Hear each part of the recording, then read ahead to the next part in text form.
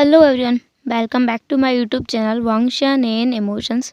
आई hope आप सब अच्छे हैं। अच्छे नहीं तो हो जाओ यार। हांशे के अंदर लान सिचन थे। वहाँ पर दो रूम है। इसमें एक में लान चिंगी जो आराम से सोया हुआ था और वहीं उसी के पास में मेंग्याओ जो बैठा हुआ था। वो लान चिंगी को देख रहा था और उससे बातें कर रहा था। सिचन जब वहाँ आए तो उन्होंने मेंग्याओ को देखा जो कि उनके बेटे से बात करने की कोशिश कर रहा था। ये देखकर उनके फेस पर एक छोटी सी स्माइल आ गई। उन्होंने खुद से कहा कि उन्हें मेंग्याओ को पूरी तरह से अपना बयान लेना चाहिए। ऐसा हो सकता है कि कुछ समय बाद सब लोग मेंग्याओ से पूछने लगे कि आखिर उसके पास क्लेमिंग बाइट क्यों नहीं है। इसलिए सिचन सोच रहे थे कि उन्हें आगे बढ़ना चाहिए, एक स्टेप आगे बढ़ाना चाहिए। सिचन जिन्होंने मेंग्याओ की तरफ देखा, फिर उन्होंने अपने वॉर्डरोब से कुछ कपड़े निकाले, अपने रोब्स को लिया और वो नहाने के लिए चले गए। मेंग्याओ ने यहाँ आते ही उनके लिए पानी गर्म कर दिया था। अब सिचन जो कि अंदर जाकर के अच्छे से बात लेकर बाहर आ चुके थे। मेंग्याओ जिसने खुद भी दूसरे कमरे में जा कर के बात ले लिया था और वो अब जिंगी के पास में बैठा था, उससे बातें कर रहा था, उसके सर पे हाथ फेर रहा था, उसे लोरी सुना रहा था। उसे पता है कि जिंगी सो गया है, फिर भी वो गुनगुना रहा था। सिचन जिन्होंने मेंग्याओ की तरफ देखा और उससे कहा कि उन्हें कुछ बात करनी है तो उन्हें दूसरे कमरे में जाना होगा। मेंग्याओ जिसने माइंड नहीं किया, वैसे भी वो क्या ही कहेगा, वो उसका हस्बैंड है, तो ये तो ऑब्वियस सी बात है कि उन्हें थोड़ा प्राइवेट में टाइम स्पेस बना के रखनी चाहिए। सिचन जिन्होंने मेंग्याओ को अपने साथ लिया और वो दूसरे कमरे में चले गए थे। वहाँ जाने के बाद में सिचन जो कि उस पलंग पे जाके बैठ गए थे। बेड पर बैठने के बाद उन्होंने मेंग्याओ की तरफ देखा। आओ यहाँ बैठो। मेंग्याओ जो वहीं जाकर के बैठ गया था, उसने अपने सर को झुकाया हुआ था। वो फ्लोर की तरफ देख रहा था, सिचन की तरफ नहीं देख रहा था। सिचन धीरे से उस किचन को अपनी तरफ करते हैं, अपनी इंडेक्स फिंगर से उसे अपनी तरफ मोड़ते हैं, उसके चेहरे को। उसकी आंखें अभी भी झुकी हुई थी। सिचन जिन्होंने एक छोटी सी स्माइल के साथ कहा, क्या तुम अब मुझे देखोगी भी नहीं? मेंग्याओ जिसने अब सिचन की तरफ देखा, उसने देखा कि सिचन उसकी तरफ लविंग आइज से देख रहे हैं। ये देखकर मेंग्याओ को बहुत ज़्यादा ओवरवेल्म्ड फील होने लगा। उसे लगा कि उसे बहुत कुछ मिल गया है जो उसे आज तक नहीं मिला था, जिसके लिए वो आज तक तड़पते हुए आया था, शायद वो उसे मिल गया है। सिचन मेंग्याओ की आंखों में देख रहे थे। मेंग्याओ भी उनकी आंखों में देख रहा था। वो दोनों एक दूसरे के करीब जा रहे थे। मेंग्याओ जो वहीं अपनी जगह पे बैठा था, पर सिचन धीरे धीरे उसके पास आ रहे थे। वो उसके बिल्कुल पास आ गए थे। सिचन जिन्होंने अपने दोनों हाथों से मेंग्याओ के चेहरे को पकड़ा, उसके दोनों चीक्स को पकड़ा और उससे बहुत धीरे से कहा, तुम बहुत सुंदर हो। मेंग्याओ जैसे शर्म आ गई थी, उसने अपनी आंखों को फिर से झुका लिया था, लेकिन वो अपनी जगह से बिल्कुल नहीं हिला था। उसकी हिम्मत ही नहीं हो रही थी हिलने की। इतने भर से ही, मतलब सिचन के छूने भर से ही उसकी सांसें भारी होने लगी थी। वो गहरी गहरी सांसें ले रहा था। मेंग्याओ जिसने वहाँ बेडशीट को टाइटली पकड़ लिया था। मेंग्याओ फिर जिसने कहा, वो मैं आप। सिचन जिन्होंने कहा, बोलो, तुम्हें अगर कुछ कहना है तो तुम साफ साफ कह सकते हो, मुझे कोई परेशानी नहीं है। मेंग्याओ जिसने गहरी सांस ली, फिर कहा कि उसे कुछ भी नहीं कहना है। सिचन जिन्होंने स्माइल की, वो मेंग्याओ की तरफ झुक रहे थे। उन्होंने मेंग्याओ के चिक्स पर एक छोटा सा किस किया। मेंग्याओ जिसकी आंखें पूरी तरह से बंद हो गई थी, उसकी ग्रिप उस बेडशीट पे और भी ज़्यादा टाइट हो गई थी। उसे बहुत ज़्यादा शेम फील हो रहा था, उसे शर्म आ रही थी। वो जानता है कि शायद उनके बीच में पहले ही ये सब कुछ हो चुका है, फिर भी लेकिन उसे बहुत ज़्यादा शर्म आ रही थी। सिचन जो मेंग्याओ की तरफ और भी झुके, उन्होंने मेंग्याओ के फेस को दोबारा अपनी तरफ किया, उसके दूसरे चिक्स पर किस किया। उनकी भी सांसें भारी हो रही थी। उन्होंने फिर मेंग्याओ के फोरहेड पर किस किया, फिर उसकी नोज़ पर। दैन वो उसके लिप्स के बिल्कुल करीब थे। उनके लिप्स में 1 इंच की दूरी भी नहीं रह गई थी। सिचन के लिप्स कुछ ही सेकंड के अंदर मेंग्याओ के लिप्स से जा मिले। वो एक गर्म एहसास उसे अपने लिप्स पर हुआ और उसकी पूरी बॉडी शिवर कर उठी। मेंग्याओ की पूरी बॉडी पर गूज़बम्प्स आ गए थे। उसे कुछ अलग महसूस हो रहा था। उसका दिल आज खुशी से भर गया था। वो बस इस फीलिंग को एंजॉय करना चाहता है। मेंग्याओ जिसने सिचन के रोप्स को उनकी कॉलर से टाइटली पकड़ लिया था। सिचन ने उसके एक हाथ को मेंग्याओ के पास में रखा हुआ था, दूसरे हाथ को उसके रोप्स के अंदर वो खोलने की कोशिश कर रहा था। उन्हें वो गटान खोलने की कोशिश कर रहे थे। वहाँ से जो नोट बंधा हुआ था वो काफ़ी टाइट था, पर वो कोशिश कर रहे थे उसे खोलने की। जैसे ही वो नोट खुला, उन्होंने अपने हाथ को स्लाइटली मेंग्याओ के उस आउटर रोप के अंदर डाल दिया। अंदर और भी रोप्स थे, पर वो वहीं पर अपने हाथ को घुमाए रहे थे। सिचेंजिन के लिप्स मेंग्याओ के लिप्स के ऊपर मूव कर रहे थे। मेंग्याओ खुद भी ट्राई कर रहा था कि वो रिस्पॉन्स कर सके, और उसे इस बारे में पता भी है क्योंकि वो कोई वर्जन नहीं है। उसके साथ ये सब कुछ पहले भी हो चुका है, जिसके लिए वो हमेशा गिल्ट में रहेगा। मेंग्याओ को जैसे ही ये बात याद आई, वो चाहता था कि वो सचिन को दूर कर दे, पर उसकी बॉडी अपनी जगह पे फ्रोज़न थी। वो नहीं कर पा रहा था क्योंकि उसे ये सारी सच्चाई उन्हें बतानी होगी। वो सचिन को धोखे में नहीं रख सकता। वो ऐसे कैसे राजकुमार को धोखे में रखकर उनके साथ समय बिता सकता है, जबकि उसे पता है कि वो एक प्योर इंसान नहीं है, वो मैला है, वो गंदा है। उसे सारी सच्चाई बतानी होगी। मेंग्याओ जो ये सब कुछ सोच रहा था और उसने किस का रिस्पॉन्स देना बंद कर दिया था। सिचेन जिन्होंने ये चीज़ नोटिस की, तो वो उससे 1 इंच की दूरी बना करके बैठ गए। उन्होंने अपना सिर मेंग्याओ के सिर से जोड़ लिया। गहरी गहरी सांसें लेते हुए उन्होंने पूछा, अयाओ, क्या कुछ गलत है? क्या तुम्हें कुछ बुरा लगा है? ऐसा है तो मुझे तुम बता सकते हो। मेंग्याओ जिसने अपने सर को नामे हिलाया और कहा, नहीं राजकुमार, पर कुछ ऐसा है जो आपका जानना ज़रूरी है। सिचेन जिन्होंने अपने सर को नोट किया, उससे थोड़ी दूर हो गए, वो इतना कि उसे सही से देख सकें। मेंग्याओ के पूरे फेस को देखने के बाद सिचेन जिनके फेस पर एक स्माइल आ गई थी, क्योंकि पूरा का पूरा फेस मेंग्याओ का रेड हो चुका था। वो पूरा का पूरा लाल टमाटर लग रहा था। सिचेन जो थोड़ा और करीब आए, मेंग्याओ के चीक्स पर एक और किस करते हुए कहा, बोलो क्या बोलना है? तुम मुझसे कुछ भी कह सकते हो, क्योंकि मैं तुम्हारा हस्बैंड हूँ, तो तुम्हारा मेरे ऊपर हक है। मेंग्याओ जिसने नोट किया, उसने अपना मुंह खोला और कहा, जब मैं नीकलान में रहता था तो वहाँ पर तभी उनके दरवाजे पर ज़ोर ज़ोर का नॉक होने लगा। सिचेन जिन्होंने दरवाजे की तरफ देखा, मेन डोर पर नॉक हो रहा था, जो हांशी का मेन डोर है वहाँ पर, उनके दोनों रूम से बाहर। मेंग्याओ जिसने कहा कि अगर ऐसी दरवाज़ा नॉक होता रहा तो लानजिंगी जाग जाएगा। सिचेन जिन्होंने भी हामी भर दी। वो खड़े हो गए। उन्होंने पहले अपने आप को थोड़ा सही किया, अपने अपीयरेंस को ठीक ठाक करने के बाद वो डोर की तरफ पहुँच गए। वहाँ जाकर उन्होंने दरवाजे को खोल दिया। मेंग्याओ भी उनके पीछे पीछे अपने अपीयरेंस को ठीक करते हुए आ गया था। उन्होंने बाहर देखा। बाहर एक डिसिपल था। वो डिसिपल हाफते हाफते आया हुआ था। मेंग्याओ जिसने कहा कि तुम्हें पता नहीं है यहाँ पर भागना मना है। उस डिसिपल ने बो करते हुए कहा, माफ़ कीजिए लानफ्रेंड, पर आपका भाई उसे जेल में ले जाया जा रहा है। ये सुनकर मेंग्याओ के पैरों तले ज़मीन खिसक गई। वीन को जेल में? पर उसने क्या कर दिया अब? मेंग्याओ जो तुरंत ही उस डिसिपल से पूछने लगा कि कहाँ। उस डिसिपल ने डायरेक्शन बताई। मेंग्याओ बिना अपने पैरों में शूज़ को लिए वो ऐसे ही भाग गया था। उसने अपने इनर रोब्स को पहना हुआ था और एक आउटर रोब पहनी हुई थी। रोब्स के 2 ही लेयर थे, उन्हीं में वो भाग गया था। सिचेन खुद भी वहाँ से निकले, मेंग्याओ के पीछे पीछे। मेंग्याओ जब वहाँ उस एरिया में पहुँचा जहाँ पर वो जेल है, जेल के पास वाले एरिया में, तो उसने देखा कि उसके भाई को 2 ओमेगास पकड़ के ले जा रहे हैं। वहाँ पर अंकल लांचरन भी हैं और वांगजी भी है। मेंग्याओ जिसने कहा, अंकल क्या हुआ है? आप उसे प्रिजन में क्यों डाल रहे हैं? हुआ क्या है? मेरे भाई ने क्या किया है? मेंग्याओ जिसकी आंखों में आंसू थे, क्योंकि वो अपने भाई को इस हालत में नहीं देख सकता है। वो विंग से बहुत प्यार करता है। लानचेरन जिसने कहा, मेंग्याओ तुम यहाँ के लान फ्रेंड हो, इसलिए सही से बिहेव करो।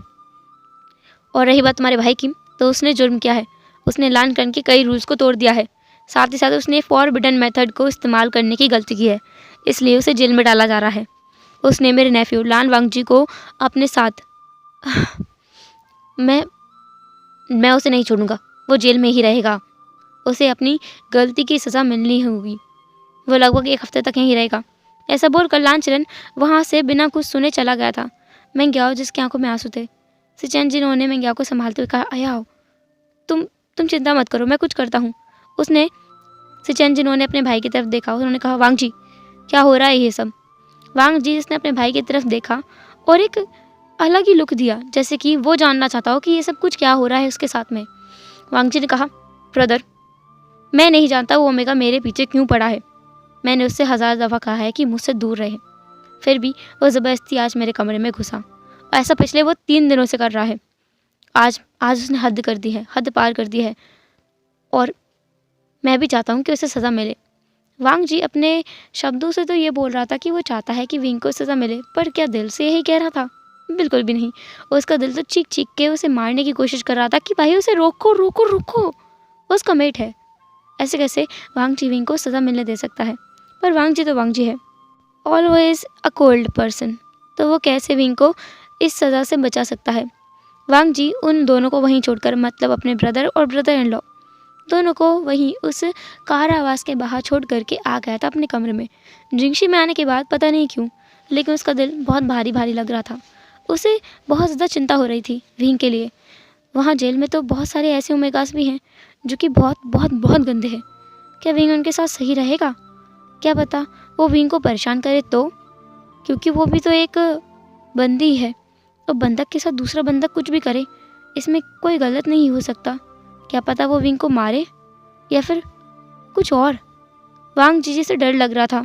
उसे भी नहीं पता कि क्यों, लेकिन उसे डर लग रहा है। वांग जी ने खुद से कहा कि उसे ऐसा इसलिए लग रहा है क्योंकि वो मेंग्याओ का भाई है, और मेंग्याओ उसके भाई का और मेंग्याओ उसके भाई लान सिचन का पार्टनर है, इसलिए शायद उसे ऐसा महसूस हो रहा है। वांग जी जिसने खुद को शांत करने की नाकामयाब कोशिशें की। रात भर वो ऐसे ही जागता रहा। सुबह के लगभग 5 बजते ही वो नहा धोकर बाहर निकला। अच्छे से रेडी होकर के वो बाहर निकल तो आया था, लेकिन अभी भी वो सोच रहा था कि पता नहीं विंग का क्या होगा। विंग को 1 हफ्ते के लिए वहाँ रहना है, तो इस 1 हफ्ते में कौन कौन कैसा व्यक्ति उसे मिलेगा। वांग जी को बहुत ज़्यादा चिंता हो रही थी। दूसरी तरफ मेंग्याओ जो रात को वहाँ से जाने के लिए मान ही नहीं रहा था, पर सिचन उसे ज़बरदस्ती वहाँ से ले गए थे। मेंग्याओ जिसने सिचन के ऊपर गुस्सा करते हुए कहा कि उसके भाई को वो बचाते क्यों नहीं है, कुछ कहते क्यों नहीं है। उसका भाई बहुत मासूम है, बहुत भोला है। शायद वो अपने मेट से मिलने के चक्कर में वहाँ चला गया होगा। उसका भाई कुछ भी नहीं जानता है, वो बहुत मासूम है। और सचिन जिन्होंने कहा कि वो उसके लिए कुछ ना कुछ ज़रूर करेंगे, उसकी सज़ा को माफ़ कराने की कोशिश करेंगे या कम कराने की कोशिश करेंगे। पर लेकिन उनके भाई ने गलती तो की है, इसकी पनिशमेंट अंकल उसे ज़रूर देंगे। बस हाँ, पनिशमेंट को बदला जा सकता है। उन्हें कारावास में रखने की जगह कुछ और पनिशमेंट मिल सकती है। मेंग्याओ ने कहा कि कोई हल्की फुल्की पनिशमेंट दिला दें, पर कारावास में रखना ये अच्छा नहीं है। वहाँ तो कैसा माहौल होता है, बहुत गंदा माहौल होता है। वहाँ कमरे भी साफ़ नहीं होते, मच्छर ही मच्छर होते, खाना भी अच्छा नहीं मिलता है। उसका भाई कैसे रहेगा वहाँ पर? सिचेन ने मेंग्याओ को शांत कराया, उसे लान जिंगी के पास ले आए। वहाँ जाकर के मेंग्याओ थोड़ा शांत हुआ था जिंगी के फेस को देखकर। फिर जिंगी को पास में सुलाकर वो भी वहाँ सो गया था। हालांकि उसे नींद तो नहीं आ रही थी, फिर भी उसने कोशिश की और आखिरकार उसकी आंख लगी गई। मॉर्निंग में सिचैन भी अच्छे से रेडी होकर अपने अंकल के पास पहुंच गए थे, क्योंकि उन्हें अपने अंकल से बात तो करनी होगी। लान चिरन जिसने उससे बात करने से भी मना कर दिया था, क्योंकि उन्हें पता है कि आखिर लान सिचन यहाँ क्यों आया है। वो अपने पार्टनर की सिफारिश लेकर आया होगा कि उसके भाई को छोड़ दिया जाए, उसे पनिश ना किया जाए। पर सिचन जिरो ने कहा कि पनिश करो, लेकिन कोई आसान सी पनिशमेंट दे दे। उसका भाई बहुत भोला है, इसलिए उसने गलती से ये कर दिया होगा। लान चिरन जिसने कहा कि वो भोला नहीं है, वो बहुत शातिर है, पर इस बात को सिचन नहीं समझ सकते। उन्होंने सिचन की एक भी सुनने से मना कर दिया था और कह दिया था कि 1 हफ्ते के लिए उस लड़के को उसी प्रिजन में रहना पड़ेगा। इधर हम प्रिजन के अंदर देखते हैं।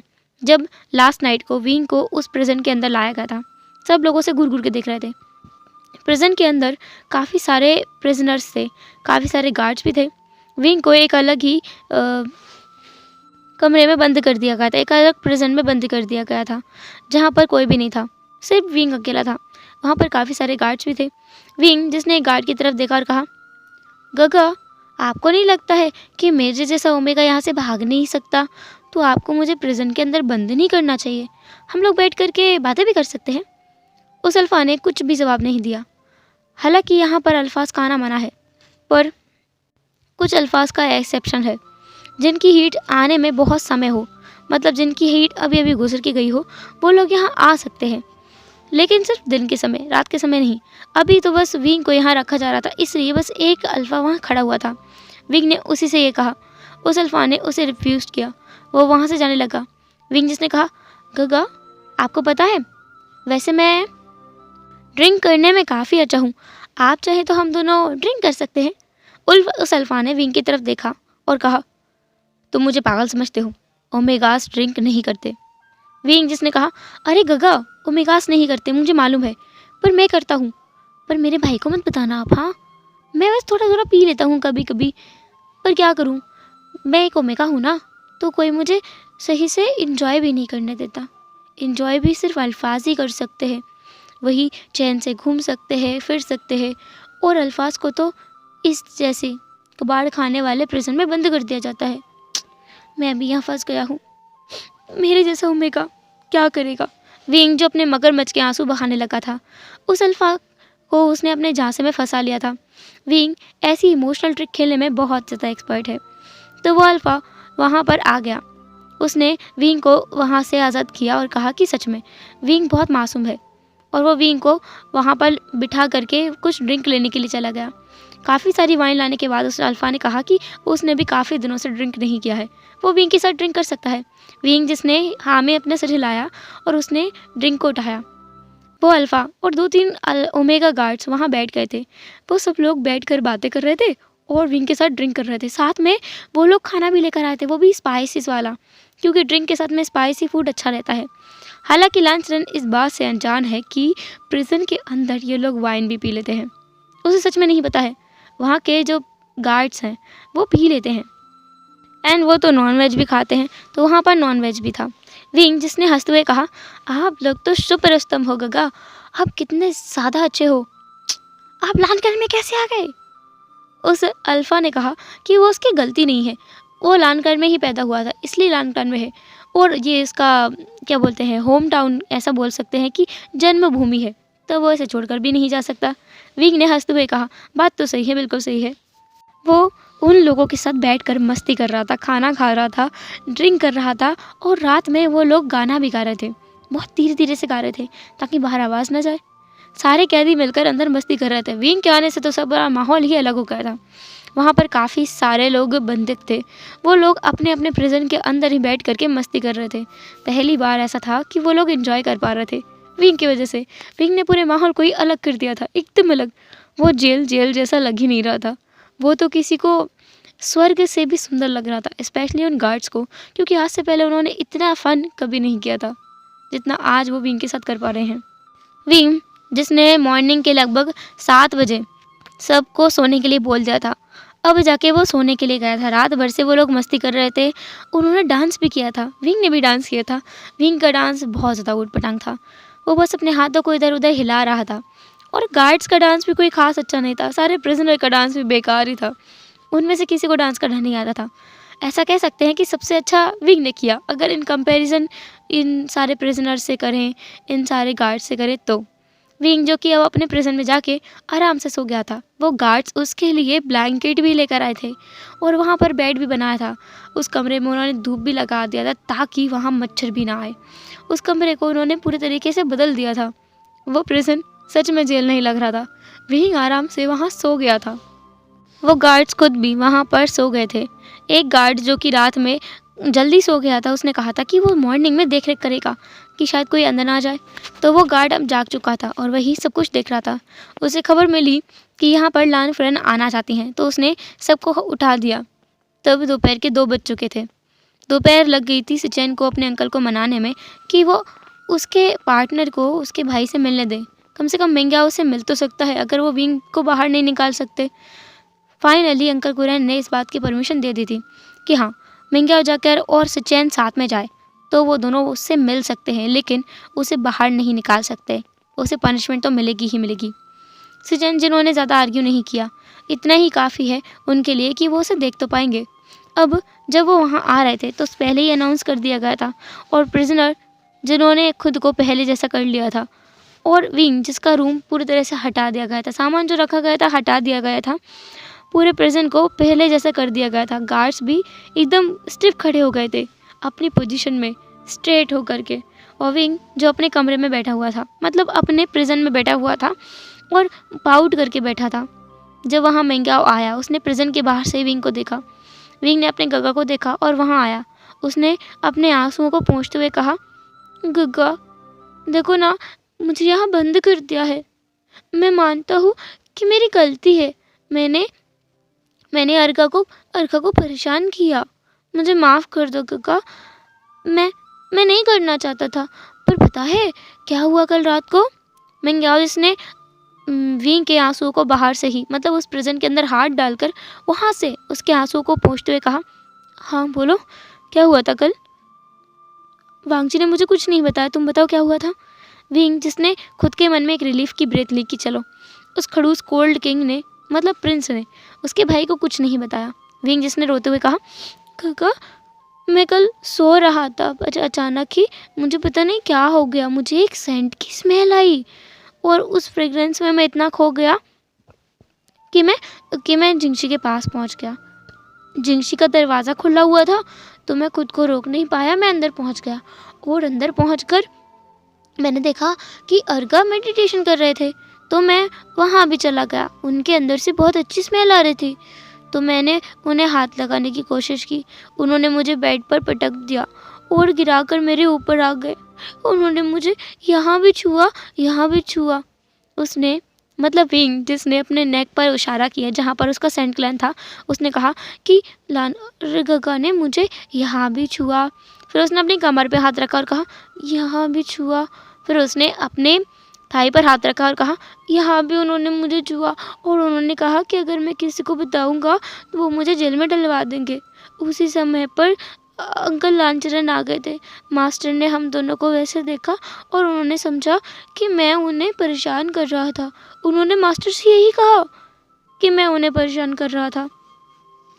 विंग जो सोच रहा था कि ऐसा तो कुछ नहीं हुआ था। हुआ तो कुछ इस तरह था कि लास्ट नाइट जब विंग वांगजी के ऊपर था और वांगजी विंग के नीचे था, तब लालचरण जिसने उन दोनों को देख लिया था, विंग जो उसका गेस, मतलब जिसकी आइज़ वांगजी के आंखों पर टिकी हुई थी, वांगजी की खुद की आइज़ भी विंग की आंखों पर टिकी हुई थी।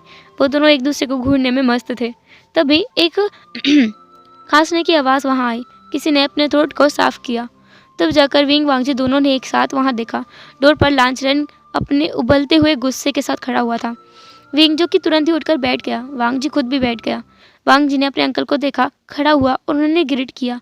विंग ने भी उन्हें उठकर ग्रीट किया। विंग जिसने खुद के मन में कहा कि ये बुड्ढा पता नहीं कहाँ से आ जाता है। लालचरण जिसने वांगजी की तरफ देखते हुए कहा, वांगजी ये क्या हो रहा है? वांगजी इसने कहा, अंकल ये विभूषण मेरे कमरे में ज़बरदस्ती आ गया। पता नहीं किस मैजिक का इसने इस्तेमाल किया और मेरे दरवाजे को खोला, अंदर आया और मुझे अपने साथ यहाँ गिरा दिया। लालचरण जिसने विंग की तरफ देखा गुस्से भरी आंखों से, उसने वांगजी की बात पर ध्यान दिया कि विंग ने किसी मेथड का इस्तेमाल किया। तो वांगजी की बात पर लालचरण जिसने विंग की तरफ देखते हुए पूछा, तुमने किस जादू का इस्तेमाल किया? विंग जिसने कहा कि उसने किसी जादू का इस्तेमाल नहीं किया है, वो तो अपने आप ही दरवाज़ा खुल गया था। उसके दरवाजे पर आते ही लालचरण जिसे विश्वास नहीं हुआ तो उसने कुछ गार्ड्स को, ओमेगा गार्ड्स को बुलाया और विंग को पकड़ने के लिए कहा। इवन उसने उनको कहा कि इसे ले जाओ और कारावास में डाल दो, जेल के अंदर बंद कर दो। और वहाँ पर एक डिसिपल और था जो कि असल में मिंगयाओ के काफ़ी करीब आ गया है। इन 2-3 दिनों में वो समझ गया है कि मिंगयाओ कितना अच्छा इंसान है। तो वही डिसिपल मिंगयाओ को ये बात बताने के लिए आया था कि विंग को प्रिजन में बंद कर दिया गया है। बैक टू प्रेजेंट, विंग तो सोच रहा था कि उसने ही सारी गड़बड़ की है और अब देखो वांगजी को फंसा दिया। सिचन जिन्होंने डिसबिलीव में कहा, क्या वांगजी ने सच में ऐसा किया? विंग जिसने आंखों से आंसू पोंछते हुए कहा कि हाँ, वांगजी ने उसके साथ ऐसा ही किया है। सिचन जिन्होंने विंग के सर पर पैट करते हुए कहा कि वो वांगजी से ज़रूर इस बारे में बात करेंगे, अंकल को भी सच्चाई बताएंगे। हो सकता है कि अंकल उसे जल्द से जल्द बाहर निकाल दें और वांगजी को पनिश करें। विंग जिसने कहा, नहीं नहीं ब्रदर इन लॉ। सिचन जिन्होंने कहा, तुम मुझे गगा बोल सकते हो। विंग ने कहा, जी नहीं, आप ऐसा मत करना। मैं नहीं चाहता कि उसे पनिशमेंट मिले मेरी वजह से, क्योंकि मैं उसका मेट हूँ ना, इसलिए। और मैं नहीं चाहता कि मेरी वजह से उसे बिल्कुल भी तकलीफ़ हो। सिचन जिन्होंने नोट किया।